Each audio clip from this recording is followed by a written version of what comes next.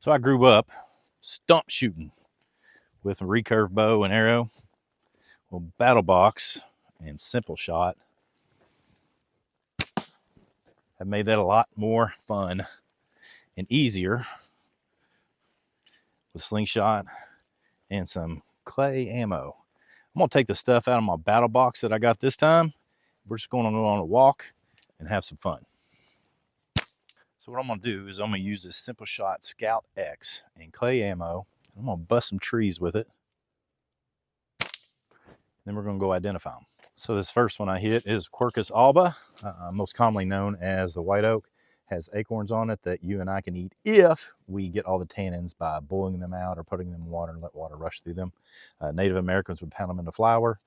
This is a great place if you're doing survival to set up a squirrel pole, because squirrels come to and from these trees. Deer eat acorns underneath the trees, so do turkeys, so do anything that eat acorns. So this is a great tree to know, white oak. That is a Liriodendron tulipifera, otherwise known as tulip poplar, yellow poplar. You'll notice that the bark, unlike the white oak, which is scaly and comes off rather easily, this bark is a bit tighter. Matter of fact, the young trees, it's almost skin-like bark. These have blooms on them. This makes a great tree to cut out of an environment because they don't have a lot of wildlife value. They don't have a lot of forest value. So if you've got 20 of them, you can cut one or two out and make a gig or something in a class, something of that nature. It's not going to be incredibly harmful if you take one or two of the small ones out. Great tree to have around. They're beautiful. They grow straight. A lot of people call them great gods.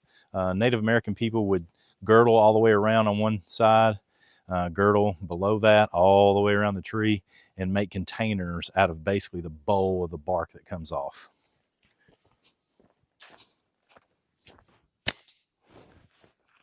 I missed.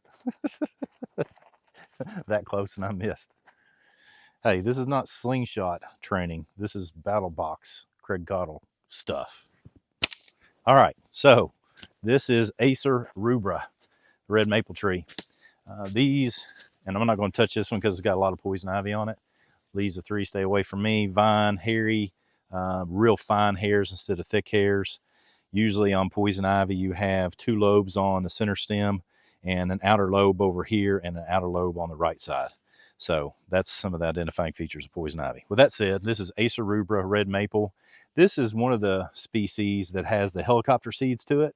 You can take the base of that helicopter and eat that just like you can pumpkin seeds. They're actually really tasty roasted, lightly salted, even better. This is the leaf from the Acer rubra red maple. All right, so let's do a couple more trees. But before I do that, let's talk about some of the other things that were in the box. Mission 113. They have these, man, these have been making the rounds for years now, and they are fantastic. These are modular bandages. You can use this like an H&H bandage. It also has a compression on it where you can put some pressure on a wound. You don't have to necessarily hold it as a person. The bandage itself will hold itself in place. These are great for large gaping wounds. It also had a lighter. I didn't put fuel in it because I just got the box, but these are fantastic lighters. You can refuel right into the bottom. Housing holds it really well, tight. I actually took some of the grip tape that is also in the Mission 113 brief just to put some on here for the fun of it.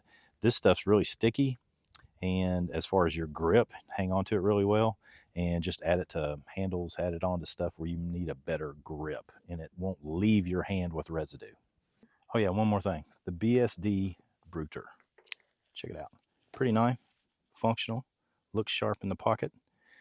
Designed in the heart of the Rocky Mountains, USA.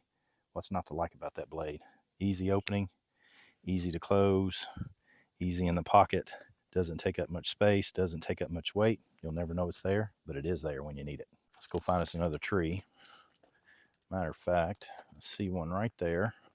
Fagus grandifolia, also known as the American beech. Man, I use these all the time. A couple things, and you can see some residue of it right here. Beech woolly aphids are these little critters that you see right here. They're primarily laying dormant. Cool feature. Oh, there's some bunch down here. Follow me down here. Let's take a look. These are the beech woolly aphids. You'll see they're mostly dormant right now, but as soon as I touch this branch, basically these aphids are going to stick their butt up in the air and they're going to start to wiggle to attract a mate. They're going to exist on some of the sap of this beech tree. Then they're going to secrete their waste material. And in that waste material underneath the beech tree, you will have some mushrooms that is the only place in the world that they will grow, is on the waste material of those beech woolly aphids. It's really cool. Beech trees are great trees for survival and bushcraft trap building. They have a lot of branches that you can reach from the ground. Therefore, you can cut notches or get branches that have a lot of notches in them. Also, they're not a real conducive species for forest management. In most forests, obviously, you need to discuss these things with a forester. Therefore, if you cut a few beech trees for tools and stuff in a survival bushcraft class, it's not going to bring a lot of harm to the environment. All right, let's go find one more tree and then we'll be done. All right, one more just for the sake of discussion, and it's a little one, but I'm going to shoot it if I can. Yeah, sweet. Surprised myself on that one. This is a dogwood tree. Usually you'll see bark and it's starting to grow like this. This is a couple of young species, and it'll be real chunky. It looks chunks like that. It almost looks like a bunch of thumbnails on the bark or pinky fingernails on the bark as far as the size. This is one of the most dense woods in a mixed hardwood forest in my part of the world here in Kentucky. When a storm happens, I'll go walk through wilderness areas, wooded areas, and find dogwood trees that have been knocked down, because I don't want to cut them down just for the purpose of what I'm getting ready to tell you. But when I find one that's been knocked down, that's what I will make bushcraft mallets and fro handles, and even anything that needs a really hardy handle. I usually make it from dogwood, but again, I don't just cut dogwoods down for the sake of cutting them down. I cut them and utilize them only when they've been knocked down by a storm. All right, I'm going to shoot one more just for the heck of it. We're not going to discuss it, though. Last one. It's hot out here. Yes, that's a wild cherry tree. Let's go back, because I think I've got one more thing left in the box I want to talk about. But I love talking about the opportunity to steward the forest whenever we're doing bushcraft and survival stuff. You may see that I'm a little different. If you like that, then look me up. I'm very thankful that I get to partner with Battlbox. If you look in your Battle Vault, the Battle Vault has an access to my online school where you can get a discount that you can't get anywhere else in the world just from the Battle Vault. So get in there, get into my online school. You can actually come to in-person courses too. That way you can come and do bushcraft, survival, seer, man tracking, all the things that we do at Nature Reliance School. And we would love to have you join us.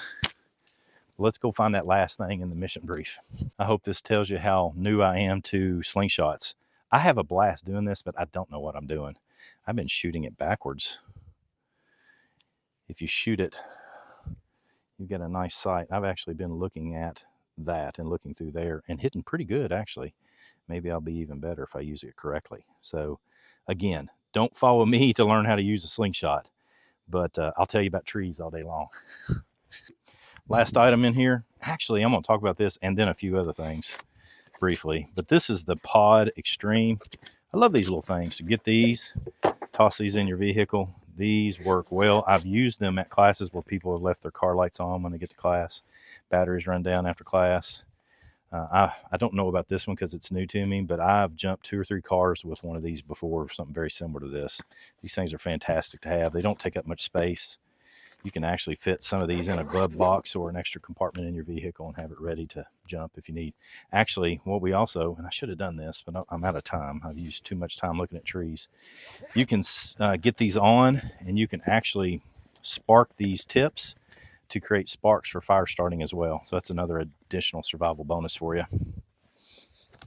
Typical man, I very rarely read the directions, but you should, because you're smarter than me. Mission Brief 113. It's got detailed descriptions of everything in here. It talks about the Battle Vault, so you can hit it with the QR code. But as far as following directions, Simple Shot, I love these guys. Simple Shot has QR codes on how to set up your slingshot properly, what type of ammo to use. They included some targets for you in this particular box. I shot these. You saw that a little bit earlier. It comes with a couple of different bands. It came with a massively large bag of clay ammo and a little small one too that is normally there as well, and some steel ammo. This is what you would use if you want to try to kill some squirrels and stuff of that nature. I'm not at that level yet. I'm not about harassing wildlife. If I'm going to kill them and eat them, I want to do it with certainty. So I'm going to get better with my slingshot and see what I can do with it. Thanks for joining me for Battlbox Mission Brief 113, Craig Cottle, Nature Reliance School. Get on the Battle Vault, jump into some classes either in person or online with me. And as always, support your Battlebox. They're doing good things, putting out good gear for people. Come on, join in. Let's learn together.